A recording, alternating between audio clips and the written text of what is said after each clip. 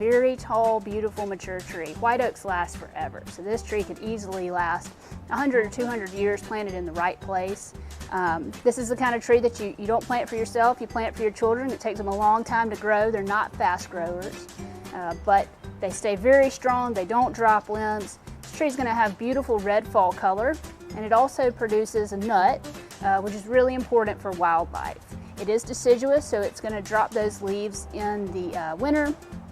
And as it matures, it has a really beautiful flaky bark that is only found on a white oak. So it's a really beautiful tree, one of our great natives, and one of the best performing oaks in the Auburn area.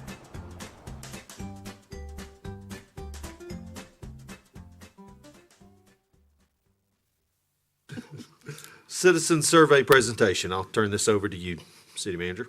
All right, this evening, well, 2 years ago, you had a presentation about the citizen survey that was just videoed. We were in the thick of COVID, and this time we have Jason Morato, who's joining us from ETC Institute. He's joining us via Zoom. This is a 15 to 20-minute presentation, and I didn't want him to have to travel here from Kansas City for such a short presentation. So he's going to go over everything. You'll be able to interact with him. He can't see you, but he can hear you.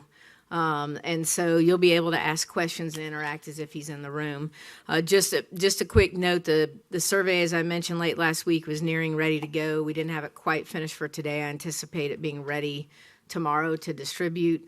I'll offer you both print versions and links to the website. And for the general public, this presentation is being recorded now and anybody can watch it, but we'll also edit it and put it on the citizen survey site just for this piece. So all that will be released. It is likely tomorrow. If it is not recording tomorrow, in progress. Well, there we go. Recording in progress. Greg is making sure, and we will be able to get this out very publicly this week. Perfect. So, Jason, if you are ready. Okay. Yep, I'm ready. My name is Jason Morato. I'm with the ETC Institute. And today I'm going to go through the results from the 2022 community survey that we just finished conducting for the city of Auburn. We most recently conducted your survey in 2020, right before the pandemic, in February of that year. And we first conducted your survey way back in 2006. So we've been doing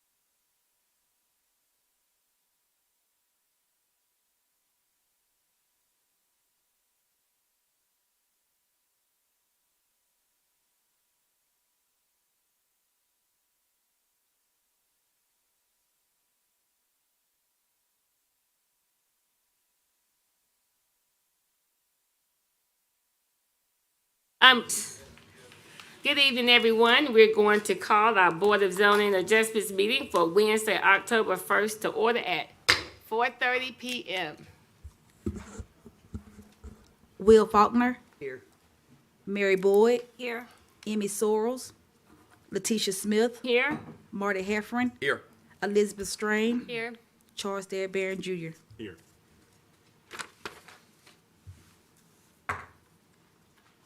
All right, we have the minutes from September 3rd that has been disseminated. Can I get a motion to accept the minutes as printed? Motion to approve minutes. Second. Will Faulkner, Yes. Mary Boyd, Yes. Letitia Smith, Yes? Marty Heffernan, Yes. Elizabeth Strain. Yes. Okay, I will now read my opening remarks. Any persons aggrieved by any decision of the board may, within 15 days after such decision, appeal to the circuit court having jurisdiction according to section 908.02 of the zoning ordinance of the city of Auburn, Alabama.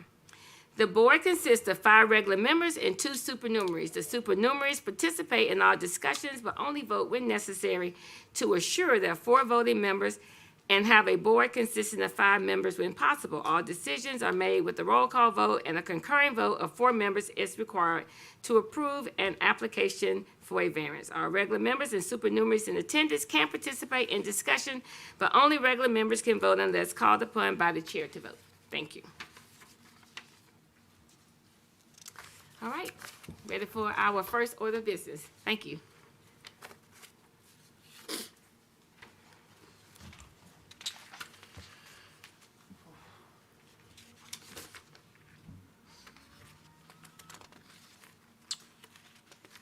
Can you all hear me okay?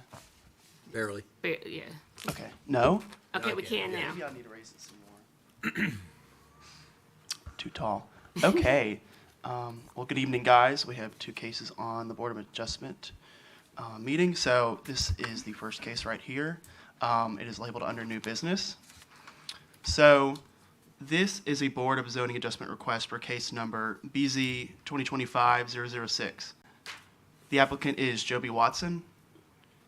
He is requesting a variance to section 511.03-J, which is accessory use limitations, which also states that the total floor area of all accessory structures are limited to maximum of 50% of the floor area of a principal structure per the City of Auburn zoning ordinance. The property is located at 8342 Osceola Court, and it is located in the rural district with a conservation overlay for the Lake Ogletree watershed. So just keep that in mind. This is a prox map kind of just showing the area and surrounding location of Osceola Court. You can see the highlighted area is the property in question. Excuse me. You can kind of see in the vicinity map the area or property is kind of located near Society Hill Road / Sand Hill Road. So kind of think southeast Auburn, pretty far away from the core of the city.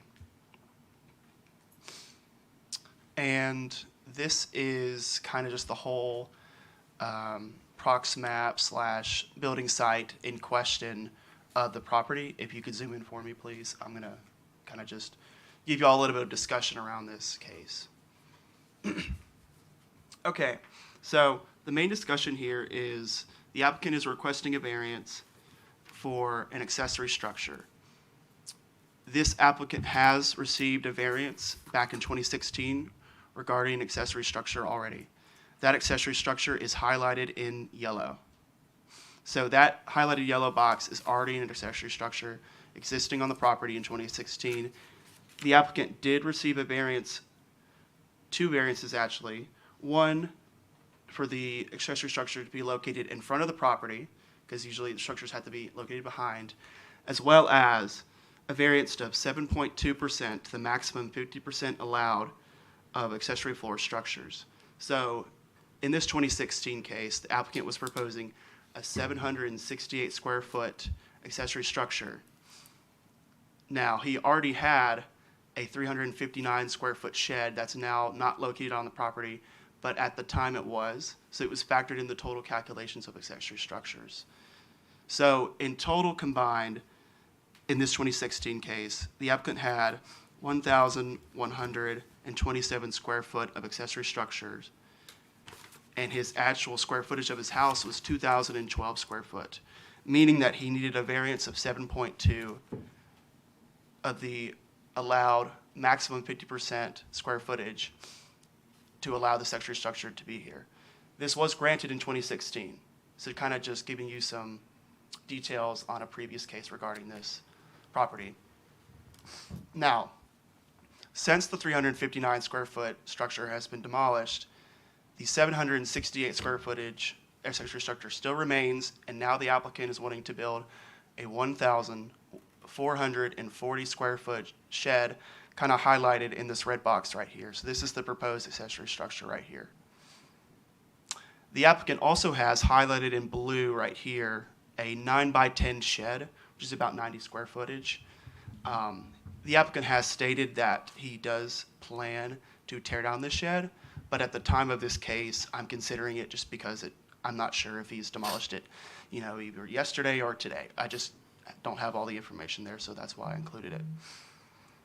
So with that being said, the total square footage of all the accessory structures combined is 2,298 square footage, which is 114% of the entire square footage of his house, which again is 2,112 square foot. So he's requesting a variance of 64%, I think like 0.21 percentages. So with that, I'm happy to answer any questions. So the blue box is still there, but it is being proposed to be demolished? Is that what you said? Yes, ma'am. The applicant has stated that he does plan on demolishing that structure, which gets rid about 90 feet of square footage, but it would still be, I think with that calculation, would be about 109% variance requested with that. Can you repeat your number one more time with all the structures added together? Yeah, you're good. I know it's a little much. Yes, it is. So, yeah. So the variance request is 64.21%, and that is calculating 2,298 square footage combined accessory structures. That also includes the 90-foot shed. Now, if we get rid of that, that goes down to about 109%. Right. Okay. So, Do we know anything about what this accessory structure is or is not?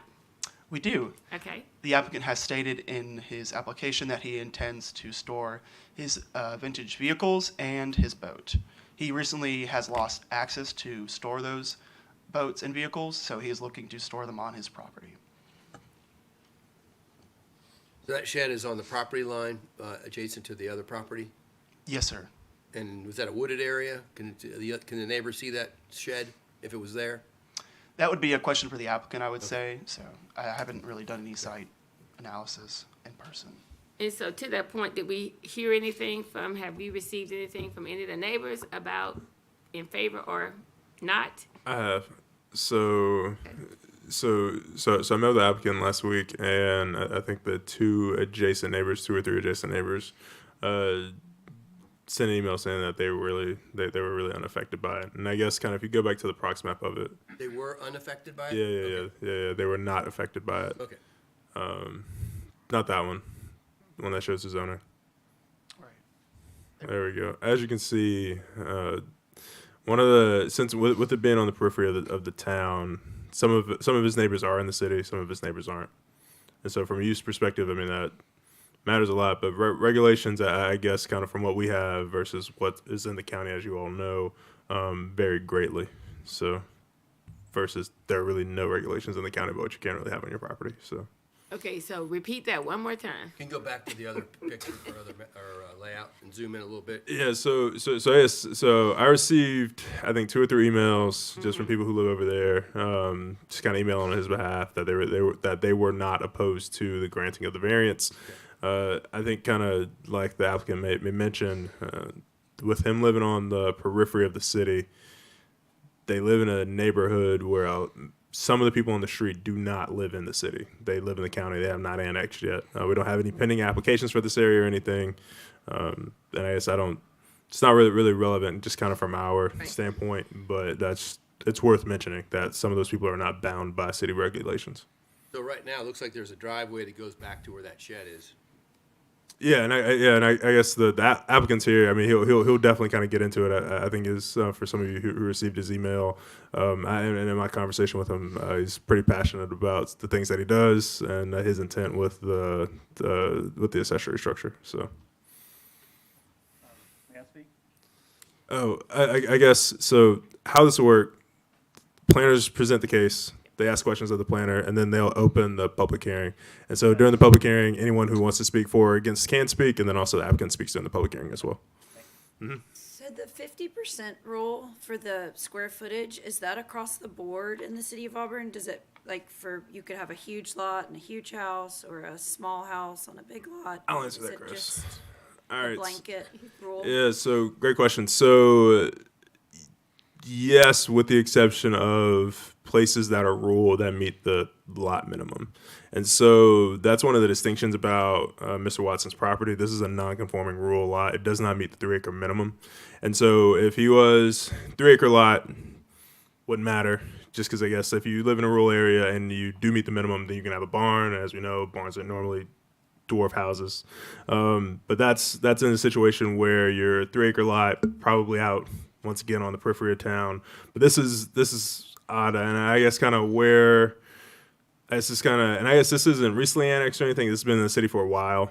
But so I will say the blanket 50% does apply, and I think in other areas like when there's in traditional subdivisions, I would say probably doubly enforced by an HOA, not really just us. So. How does this take into effect the impervious surface for the lot? Are they well under the ratio for that with the new structure?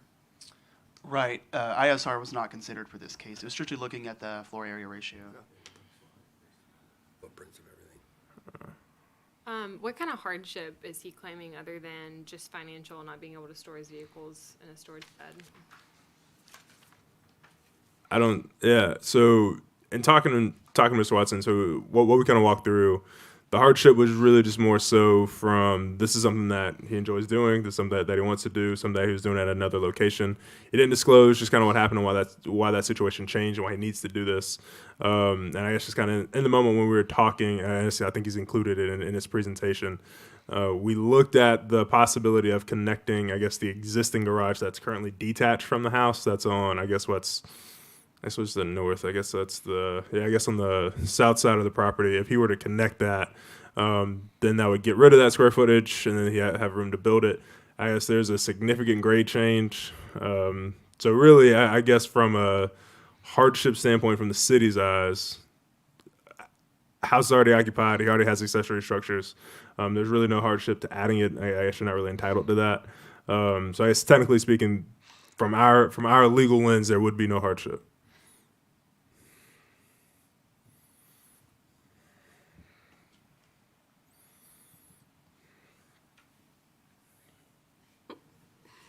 What if he expanded his roof line a little bit to get up the percentage up? Or what if does he have plans to expand his house? No, and I guess he can talk about that. Like I said, that was one of the scenarios that we worked through, and I guess he said he'd entertain it because I guess as with applying for the variance, there's a possibility that you all could deny the variance, and then for him to do this, he would have to entertain connecting the current detached garage to his house to get rid of that, to make that no longer an accessory structure, that then add the accessory structure to his property. So that is something that I guess I don't know how much he's explored it. Like I said, when we had that conversation last week, but I guess just kind of from my context, if he is planning construction of one thing, I imagine, like I said, that a home reno for something that you're not planning is very cumbersome. And then also when you're talking about that, I'm very sensitive to, well, why don't you just connect it to the house? That does cost money. That is effort. So I don't want to be flippant about that. Right. And I know one case is not predicated upon another, but in 2016, we just approved a variance. Is it I guess I'll say just kind of I think the tenor of the board has changed greatly, and I think there was a propensity to see a lot of gray in areas and kind of rectifying things in the zoning ordinance from the BZA. But I guess kind of that is not the role of the BZA. The BZA is just much more is this a hardship? What does the code say? Not necessarily should the code say this or not, or like do I think this code needs to be different? And I absolutely agree with that. And the reason I asked that question because I noticed that we were making a distinction that this was a rural property. And Yeah, and so like I said, from a rule standpoint, this is currently a non-compliant lot from a lot size standpoint. Like, so the minimum lot size in rural is 3-acre lots, but to annex into the city, upon annexation, every single property is given the rural designation. Even if there was something kind of in the, I guess, immediate proximity of town that was not annexed, it would be given the rural designation. Isn't that by default a hardship, though? I would say no. So I guess kind of like if you can rezone out of that, you can. But I guess kind of in this situation, it's not really necessary. Like so for a lot of people who are just residential for what they want to do, if you have any ambitions to farm or do anything, one, why would you annex? Like I mean, because you're opting into a lot of regulations that you don't really need. But like I said, I think Mr. Watson, when he bought this house, I think this property is already annexed. It's not like he annexed this property in himself. And so I guess kind of it's a non-compliant lot, and the only thing that it affects would be this, because I think from an accessory structure size standpoint, like I said, if you meet the 3-acre minimum, it does not apply to you anymore. So that is the out of it. And so I guess even though he would still be kind of considered a large lot neighborhood, like I said, this is really kind of barely a neighborhood with half these houses not really being in the city. any more questions? All right, we'll open the meeting up for the public hearing. If anyone would like to speak, please come forward and make sure you sign in if you haven't already done so.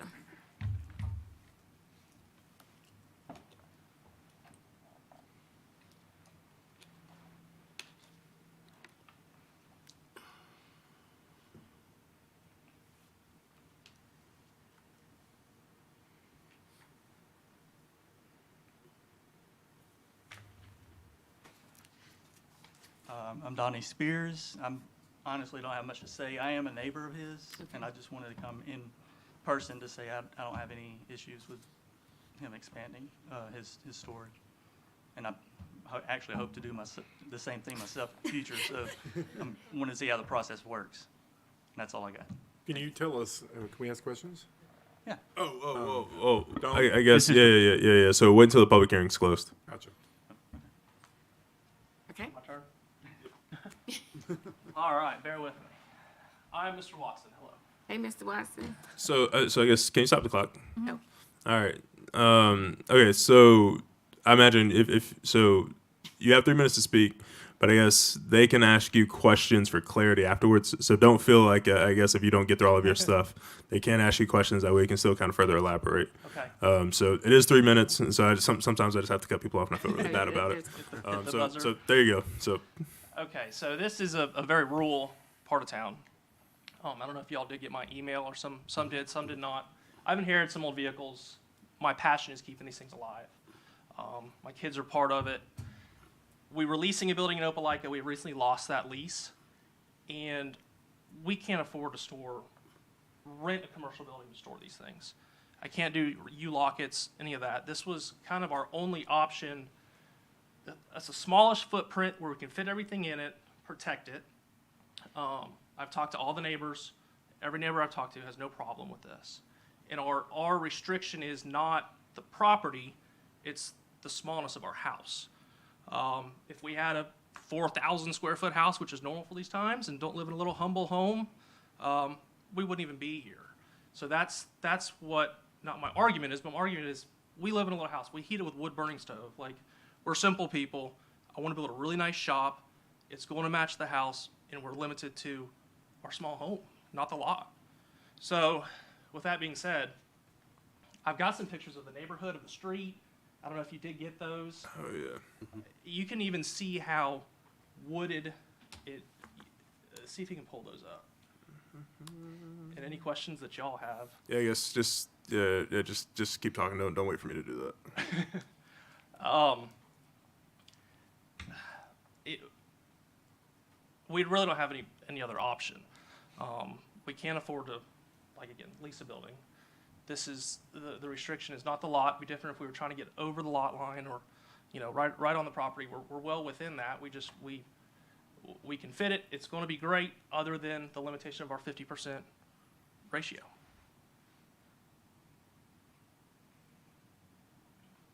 And in the neighborhood, there's several large, not that helps, but several large accessory structures that dwarf ours. Whether they're in the city and they have a bigger home, or our neighbors are in the county, and the guys across the street are in the county. And so, yeah, we're just really hoping we can get this. There's some much bigger houses out there too. Yes. Yeah. Yep. Yeah, we have one of the smallest homes in the neighborhood. Yep. Is there an accessory structure that you can build that would be compliant? Okay. Yeah. It's 42 seconds. That's Yeah, I'm sorry. I guess. So we got to fill up the whole 3? No, you're good. I guess. Yeah. So I guess if you're done talking, I guess we I would. think we would, so. I was I mean, assuming he was there. Okay. Yeah. I think you guys understand what I'm trying to do here. It's going to do nothing but help the property. It's just to literally house my family heirlooms. I mean, as silly as that may sound, that's a big part of it. And working on these things and keeping them alive is a big part of what I want to do. Okay. Now, Good. you asked my question. Is there an accessory structure that can be built that would not require a variance? No, Have you ma'am. considered that? No, ma'am. Can you explain? Yes, so we're already, any sort of accessory structure would not be able to house, I mean, we could do someone mentioned a carport, that's not gonna be able to house these vehicles. The garage we have now, it's air conditioned, it's set up, it's where, I restore them all myself, do all my own engine work and things, that's where I've been doing that. But this new structure would have to be able to house these vehicles. And I don't know of a possible option to be able to do that and not have to get a variance. So, Is this your hobby or your primary career? no, man, 100% hobby. Okay. Yeah.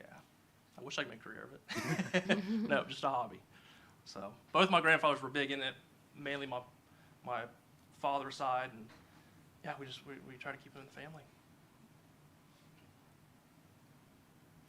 How many vehicles does this? You talked about boats. Is it just a boat and a?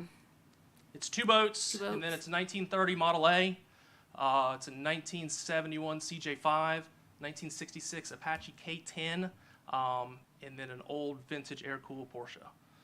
So it's What year? 86. Is it for sale? No, sir. No, sir. It might be if I can't find a place to keep them.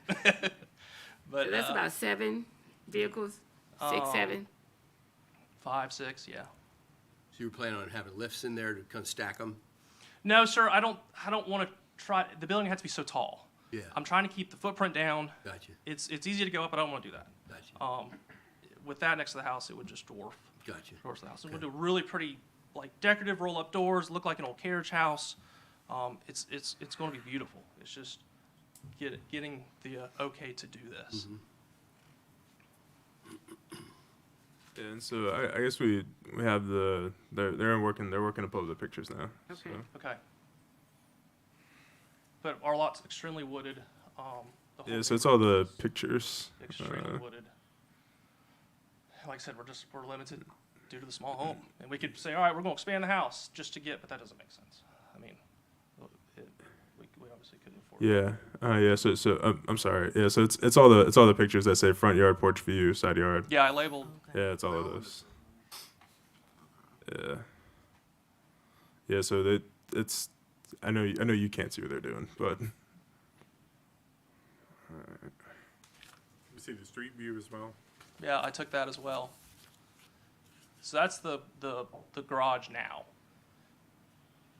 And to attach that, there's a probably 5-foot grade difference, and that would look terrible, I think.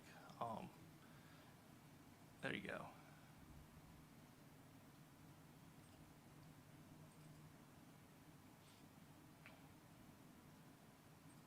So the proposed new garage would match the look of that one in the house? Yes, sir. Oh, absolutely. Yeah. Yeah, I'm gonna do cedar posts out front, and yeah, it's cool. You ever use your cars in like Auburn parades or anything like that? No, sir. We did go to a car show this weekend. I'm not really big into showing them. So no, we did go to one this weekend up in North Georgia with some friends, but we didn't take anything. then maybe some street views. So you're the dead end of the cul-de-sac. You're the last house. There's one more that's kind of in the end. So, yes, that's okay. So that's the street. So the cul-de-sac starts right at that telephone pole on the right, on the left, where the actual turnaround is. So that's looking. I took a few shots from the house, or from the street, but that is looking at the house. This was taken 2 days ago, so you can see that the visibility is minimal. That's probably the last picture. Is probably where you can see the most down the driveway, and it's still minimal. And that's the nature of the whole neighborhood. Everybody's very wooded and protected, I guess, off the road.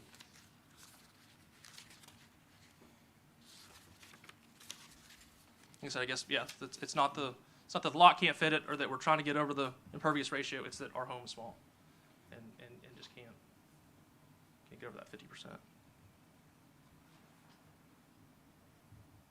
Any other questions?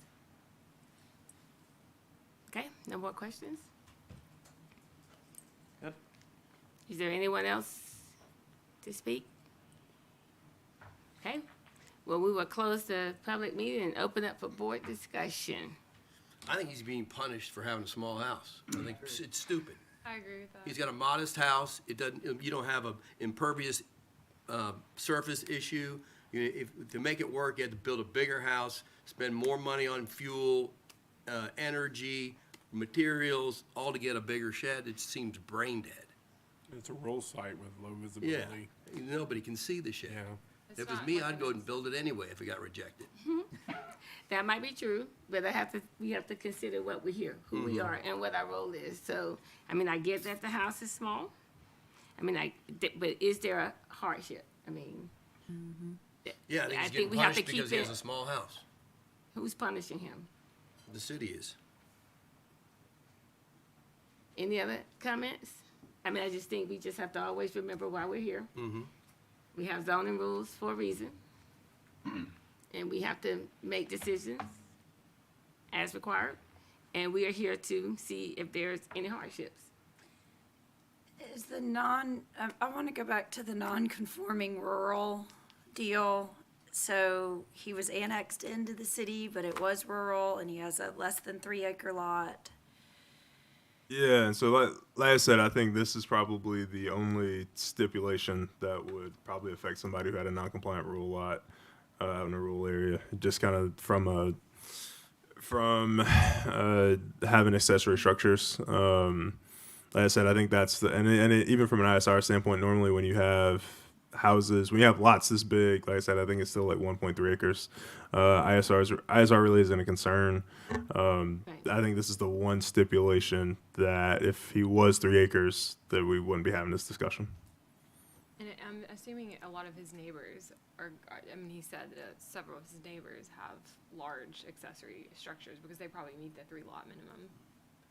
Yeah, and so so then this is one of the things that we discussed. I know he mentions that like the actual number is derived from the size of his house. Like I said, I mean from my perspective, we wouldn't like if it was a 3 acre lot, this really wouldn't be relevant.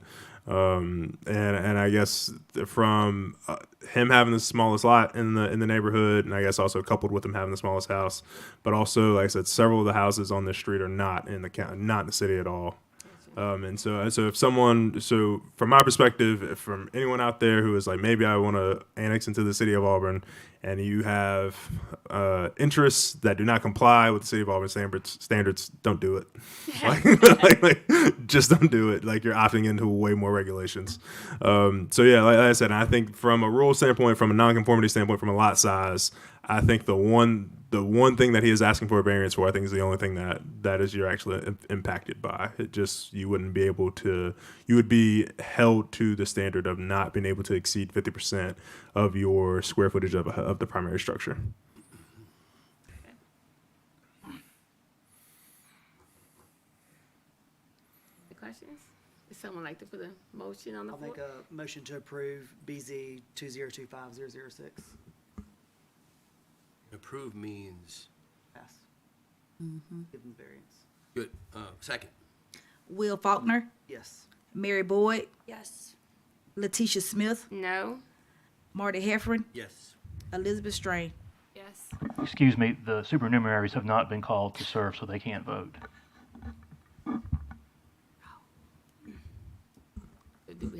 how many? You have 4 voting members, So we did have 4, right? We have 4, so we don't have to have them. and 4 is the quorum. Okay. All right, let's do it again. Wait a Okay. second. Wait. So hold on. So I guess for this, though, Stephen. So there would have to be. So if there are 4, right? Like The chairman still has to call the supernumeraries to serve before they can exercise the power of a regular member. All right. Cool. Okay. So for this, and I guess why this is relevant, because if they need 4, like you need 4 votes. Period. It's not like if you because if they're A quorum per the bylaws is 4, and that is but also then you would need a unanimous 4. vote for a variance. All right. So my point would be you would need to call one of them up. Can I do that at this point? I believe it's 2, since you've already considered the item, I believe it would be too late for this item. Okay. Okay. We can't rewind the tape and revote. Yeah, I guess that would be. Well, I mean, you could revote, but again, the supernumeraries would not be able to participate since they were not called to serve prior to or one of the supernumeraries was not called to serve prior to the item coming before you. So whose fault is that? That is the chair's fault. So, All right. So, like I said, so on variances, you need 4 affirmative votes. Period. Whether it's 4 members, whether it's 5. Y'all can revote, or you can move forward with the vote that they guess we did. can't call, because how did she know that she needed to call a supernumerary, you know what I mean? I probably should have known. Well, how would you know? Well, it's You don't know if you don't know. it's all in the thing. I wouldn't have known. They're in here. I assume they vote, they're in here. So what do we want to do, Stephen? Well, I mean, I guess they've had a vote. The vote, unless somebody wants to make a motion to reconsider, I make a motion to reconsider. I'll second. it would have to be, you voted yes, though, so you could make the motion. Yeah. But then again, the vote, the people that voted would be the same. Yeah, And then the people I guess, who voted would not change. Right. So then after that, then I think we would need to call up a supernumerary for the second vote. Not for this vote, not for this item, for the second item on the agenda. For the second item. Yeah. There we go. Okay. So Marty motioned. Will seconded it. Okay. Will Faulkner, Yes. Mary Boyd, Yes. Letitia Smith,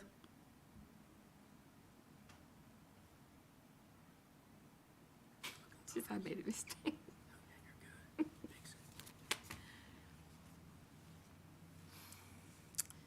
Okay. Yes. Marty Heffron. Yes. All right. Okay. So now we're on to the second item. Okay. And at this point in time, if you wanted to call a supernumerary, now would be the time to do so. Yes. For the record, I would like to call supernumerary Liz Strain to the BZA voting process. Awesome. I'm just teasing you, you know that. I wouldn't know either. All right.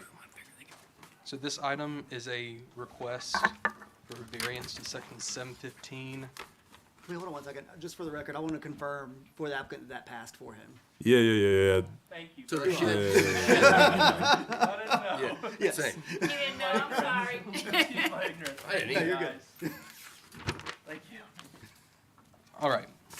So you're good. So this is an item for a request for variance to section 715, items B and C of the zoning ordinance.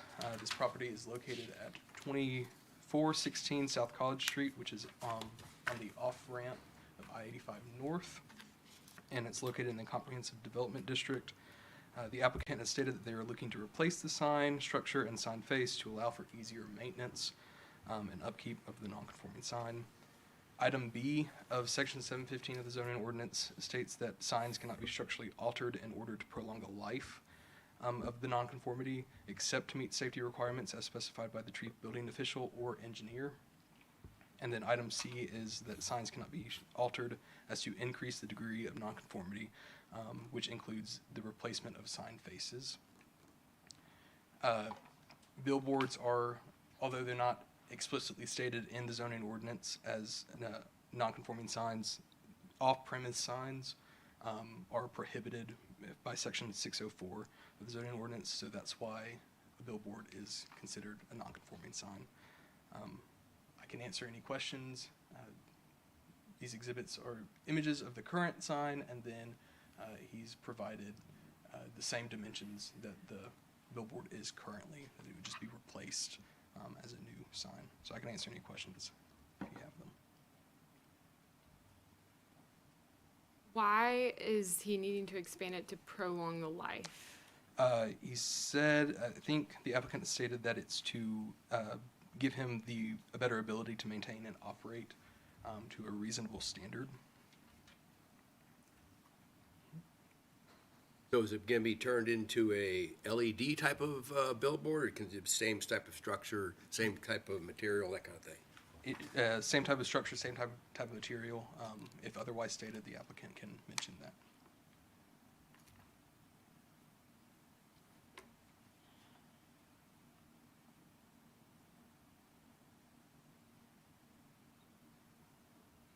I guess I'm not 100% clear about the alterations that are being requested. A replacement to the sign face, which I believe is this portion up here, and I guess the structure as well. So the entire thing is being replaced for better access. Taking the whole thing down. I believe so. Oh. The applicant can mention that if I'm incorrect. But What was that last thing you said? the applicant can clarify on that if I'm incorrect on that. But I believe they're taking it down and then putting it back up. Okay. So this is current, and we don't have anything that shows us what the future state would look like. No, ma'am. Okay. So how long have they owned that sign? I'm not sure of the ownership. I know Lamar, I believe, owns it, but it's a little hazy on what. I know sometimes Lamar does rent space, land for their signs. Do you know if this is a rented space, and have we heard from the landowner on The it? landowner is Ladiga LLC. Thank you.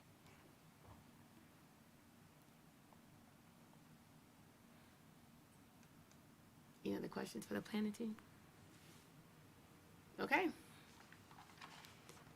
We will now open the meeting up for the public. Yes. I'm actually, Did you sign in? I didn't yet. Okay. Kevin told me I could do it after. You I speak. can, you Okay. can, absolutely you can.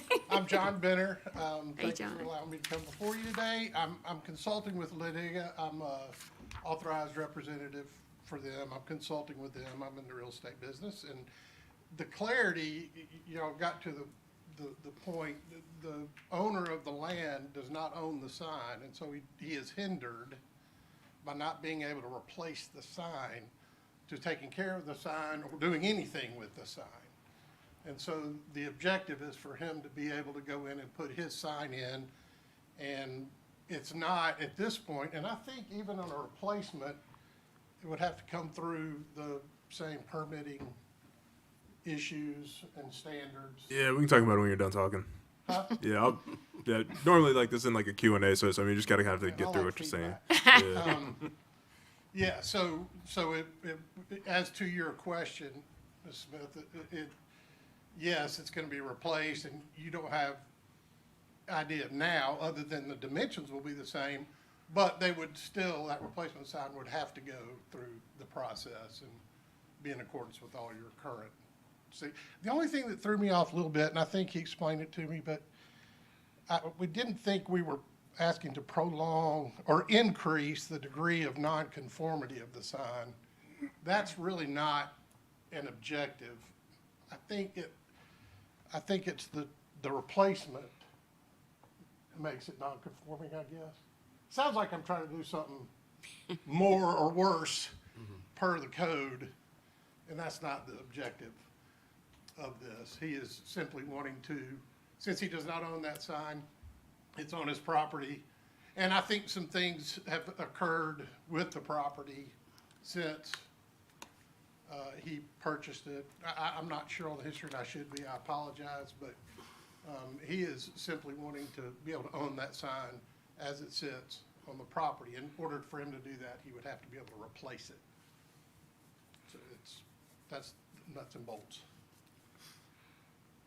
Okay, so processing sequence of events. So we're saying that you don't own the sign, you own the land, and to replace it, you have to own the sign. So I'm just trying to understand what happens first, second, third, because it sounds like we're getting ready to go into, then it's gonna have to be another step. So what is the sequence of events to make this, yeah, just explain that to me. And I don't know who. You want me to? I don't know. Oh yeah. I mean, it's all you. Well, I mean, my understanding is simply that if we got the variance to replace it, then we would have to come back to the city and go through the entire permitting process. Yeah. So to I don't. replace it, and then the city gets to say it is going to comply with what the variance states. That it, and that's why we included dimensions and everything. Yeah, and so I guess kind of how variances work. You guys grant variances for the minimum of what is required. So normally, what that would mean if somebody needed a variance, kind of like last month, of 2 feet on the minimum lot width, or kind of like Mr. Watson's situation, he needed to exceed the 50% rule by, however many percentages or whatever. Like, that's strictly defined. I guess that would be defined in this, kind of what this is. I guess for those of you who have not looked at our very riveting and engaging sign ordinance, signs do not regulate content. Our sign ordinance regulates size and also location. Just kind of like Reed mentioned, you cannot have an off-site premise. If you cannot have an off-site sign in the city of Auburn, period. All the ones that are non-conforming, and when they go down, they cannot go back. Yes. And so that is what he is talking about. So pretty much every single billboard in town, every single off-site premise sign in town, if it is hit by a car, if it is struck by a tornado or whatever, you cannot build it back. Okay. And so what they're asking for is they would like to voluntarily take this down and then put one back. And so that's what the variance is for. But then I guess on the permitting side, on our end, I don't know how we would permit this. I guess we would need very strict dimensions of what they could build because, like I said, I mean, on our end, we wouldn't allow this. There's no safety issues with the sign, though, right? Yeah, I guess not. No. So I mean, then anybody could just go, "Hey, let's just tear our sign down so it can last even longer." Yeah, well, so and I guess kind of from my perspective, I mean, I don't know if I'm sure you guys have ridden on Opelika Road. I'm sure you guys have ridden on North Donahue and seen some of the other billboards that are not these. I would say this sign's probably in pretty fair condition. I would say compared to some of the ones that are on older wooden structures that are not steel. So I guess I'm not a structural engineer or anything, but I mean just from my layman's eye. Instead of like a small plane hits this sign, it can't go back up. Nobody gets hurt, and it gets torn up. That sign can't go back up. Correct. Right. So it's off-site because the landowner, he doesn't own the land that it's on. No, he owns the land. Yeah. So what this is off-premises commercial advertisement. The products advertised on that billboard are not sold on the premises. Gotcha. So I think to answer the previous question, the reason they are the owner is coming before the board and not the sign owner is because the zoning applies to the property owner. That's right. And so the property owner has to get the variance before the sign owner could then proceed to rebuild the sign if it was torn down. So Lamar's maintaining the sign itself. Like, they are going to retain ownership of it. So I missed the first one. Lamar is going to retain the ownership of the sign. Not if we get the variance.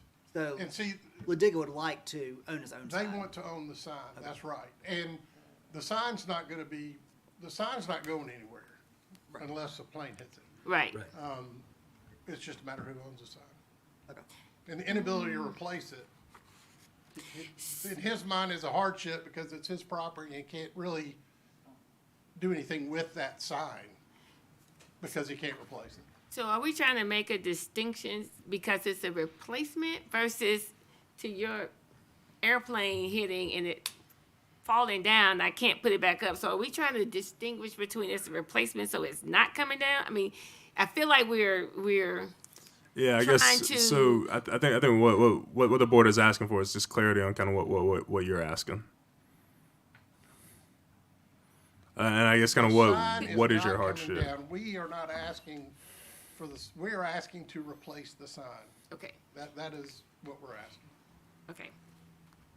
So the definition of replacement, when you're talking about a sign, the signage, the structure, this wooden structure is there. So what constitutes is it the structure and the current signage that makes the signage, or is it just the structure and I can replace a piece of paper in a sheet protector, for example? So I'm looking, because I think that's the differentiate how we differentiate, because signs Because I guess so you're not talking about replacing the advertisement. You're talking about replacing the sign entirely. Just that way, it changes ownership.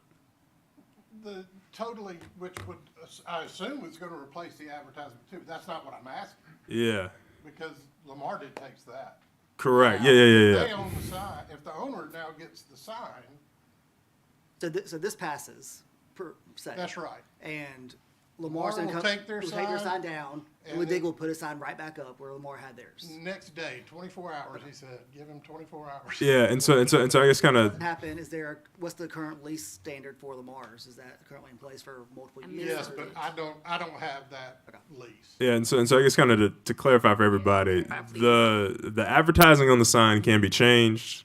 Advertising on the sign is currently being changed. It's maintained by Lamar. Like I said, all of this would be to allow the sign to change ownership, pretty much. Because I'm a Michael B. Jordan fan. That's who's on the What? sign now. Okay. Good actor. Why is changing ownership in the variance discussion? Because they want to take down the existing structure They want to remove the current sign. and then put a new one in its place, and they can't. We can't do that. They can't build a new one. I understand. Okay, so And you so then can't- I'm just wanting to be clear. So then I don't want us to talk about we just changing ownerships, because if a sign comes down, it can't go back up. That's So right. that's a fact. Correct. Then we start changing things and we start talking about, well, it's really about the ownership and it's about really a person, so it's not a big fat deal. But at the end of the day, if a sign goes down, it can't go back up. They want the variance to That's put it why back we're up. Unless we give the variance to Right, do, right. Correct. again, to go Correct. against what the code is. Okay, all right, And when they bring it back up, they would change ownership. okay, got it. All right, Yeah. Any more questions for him? Are we still in the public hearing, I guess? we're still in the public hearing, Yeah. yes, it could be someone else. So I need to sit down? Yes, unless you have, yes, No, we have I'm no good. more questions for you. So I'm just kind of, let me just Okay. beat on this a little bit more. The So, public hearing would need to be closed before the. Okay. Okay, so we'll close the public hearing and open for board discussion, Is so there anybody else that wanted to? I'm assuming no one. Anybody else? No one moved, okay. so if the sign rusts and starts to get dangerous, then the city will come in and take it down? Yeah, and so I guess that probably be a question for Stephen. That would be there is a separate process to deal with that. That's not before this board's purview. Okay, fine. Let's say a car hits it and it's obviously damaged, it's leaning, it's got to come down, right? So there's one is an accident, one is just naturally falling apart. So before it starts to fall apart, if I'm the sign owner, can I say, hey, City of Auburn, I'd like to replace this sign with a safe sign? Justice could correct me if I'm wrong, but again, because this is a legal nonconformity, there is a 50% threshold.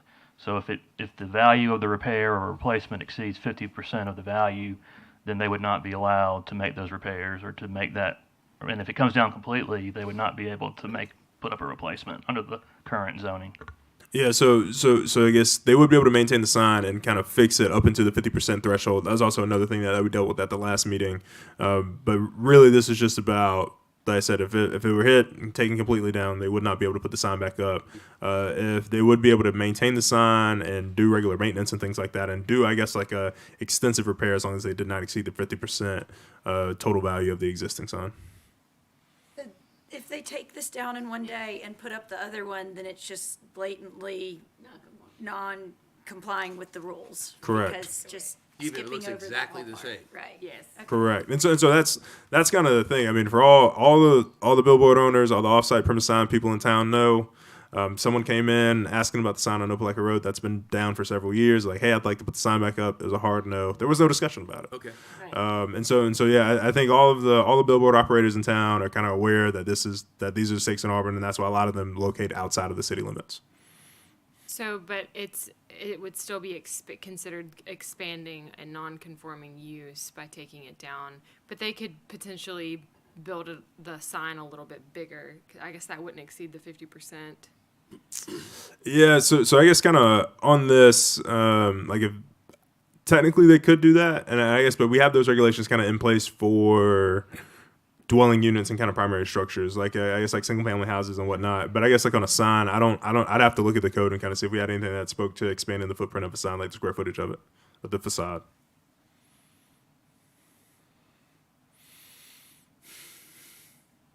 I suspect that all the sign owners are looking at this session right now, trying to see whether we could.